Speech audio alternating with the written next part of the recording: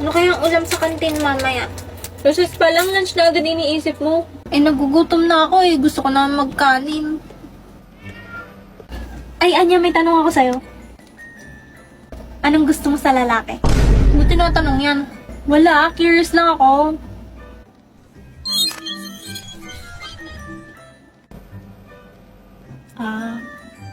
Ano?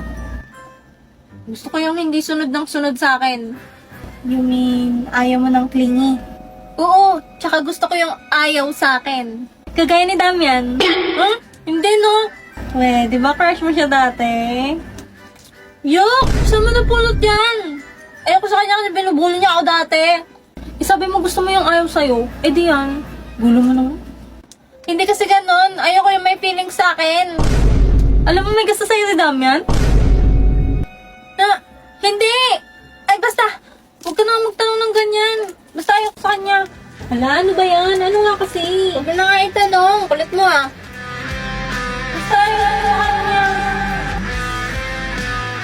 Mukhang problemado si boss ah. Oo nga no. Aga-aga nagre-relapse. Boss, anong problema? Ha? Wala naman akong problema.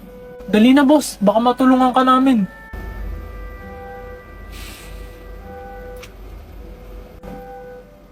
Yung pinsan ng kaibigan ni kuya, nagpapa-advise sa akin. Kaso di ko alam sasabihin. Ginamit na naman niya yung excuse na yun. Bakit boss? Ano bang problema ng pinsan ng kaibigan ng kuya mo? Naniwala ang potek. Oo nga boss, baka makatulong kami. May gusto kasi siyang babae. Pero ayaw sa kanya ng babae kasi binubuli niya noon. Ay kaya naman pala ayaw sa kanya, binubuli niya pala eh. Deserve niya yun. Tuwix, hindi ganyan mag-advise. Alam kong ikaw yan boss. Ganto boss. Una, magsasorry ka magsasorry muna siya. Tapos kakaibiganin niya. Tapos kapag close na sila, tsaka siya dadamoves dun sa babae. Noon. Paano kung sinabi ng babae na ayaw niya sa mga taong may feelings sa kanya? Inang-an niya to, pinapahirapan pa si boss. Hindi ako pwede matalo sa pustahan. Wala yan boss. Sinasabi niya lang yan kasi ayaw niya dun sa pinsan ng kaibigan ng kuya mo. Kasi nga binubuli siya dati, di ba? Pero pag nagkabatinayanta mo, magugustuhan niya rin yan. Basta dapat mag-sorry na siya.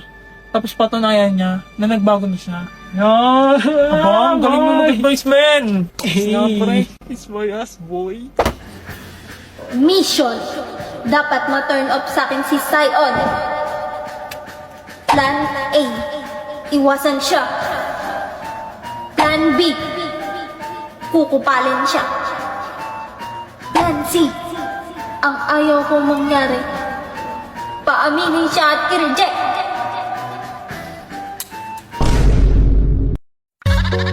Bebas bayar.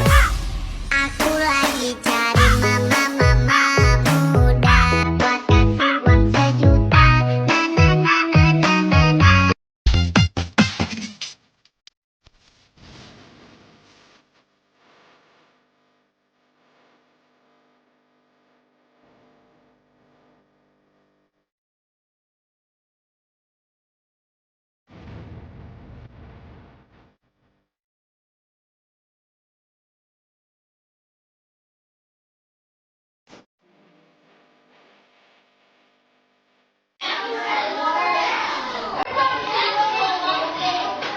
Patawan ang manay. Subalit hindi man lang ako nakakaramdam ng galit sa iyo ngayon. Wala akong itinatanim na galit sa kung kanino man. Ngayon lang kasi parang napakaganda ng mundo.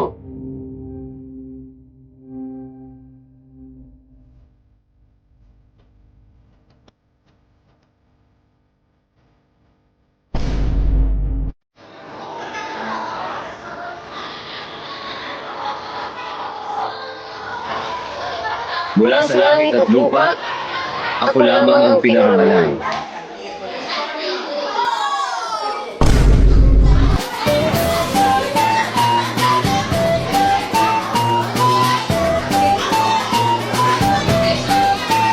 Hello, Anya. Becky! Asan papa mo? Ba't mo hinahanap papa ko? Kala ko ba maglalaro tayo? Hello, Becky. Bumisita ka pala. Ayan na ang karibal ko. Ang asawa ni Master Lloyd. Hello po, Mrs. Morger. Pasensya na ha, maiwan ko muna kayo. Mag-grocery pa kasi ako eh. Sige po, mama. Ang bango ng buhok niya! Anya ng shampoo ng mama mo? Sadali. Ito oh. Keratin Plus. Keratin? May plus? Ay, naku, wala pa naman akong dalang payong. Hello, kamusta kayo? Papa! Master Lloyd! Chance ko na to habang wala pa si Mrs. Morger. Ang napanood ko sa Berlin in Love, mai-inlove ang lalaki sa pamamagitan ng buhok.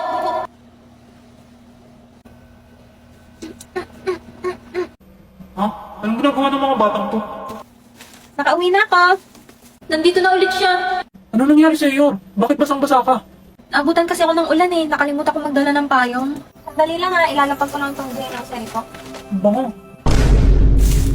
Ha? Ano yan, Lloyd? Ay, sorry. Buhok mo pala yung naamoy ko mabango. Hala, naglalandian si mama at papa. Hindi no? Oh, Alam mo, Becky, tumayo ka dyan. Becky, nililinis mo ba yung side namin? Becky, anong problema? May masakit ba sa'yo? Iba talaga pag nakakeratin.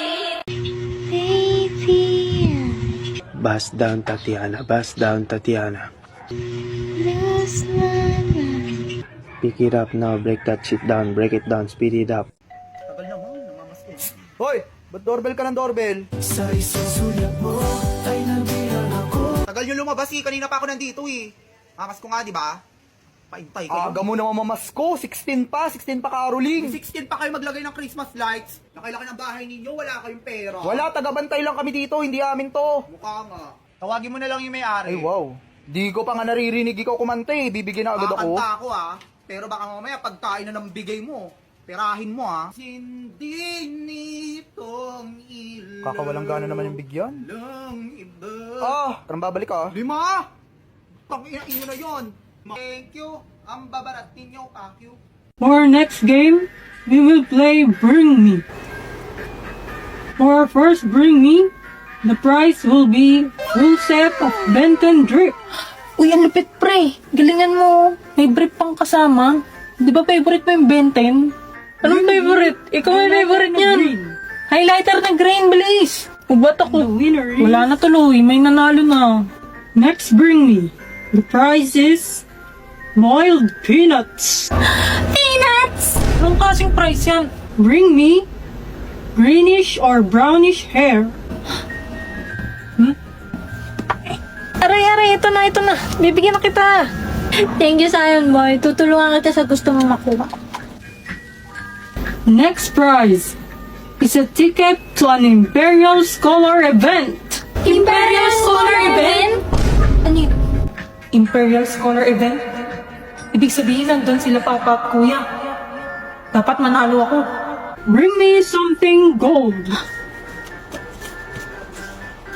Uy, Ewan, tulungan mo ako. Sion Boy! Ito na ang gold mo. Keratin? Keratin! Wait, gold ba to? Ayan o, gold. Nagbabasa ka ba? G-O-L-D. Bahala na. And the winner is Damian Desmond. Plan B. Success! Suspect. Halatang halata na pero ayaw pa umamin sa crush niya. Gusto mo nag-point kita sa crush mo? Suspect. Inaaway lagi crush niya. Baka ikaw, inaaway mo lagi si Annie. Suspect. Nakaihi sa shorts ng grade 2. No, ba't mo sinasabi yan, boss? Suspect. Bukas ang zipper.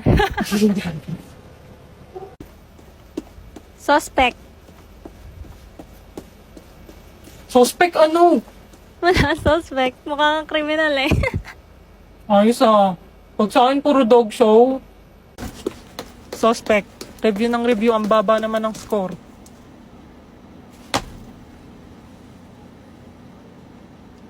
Joke lang.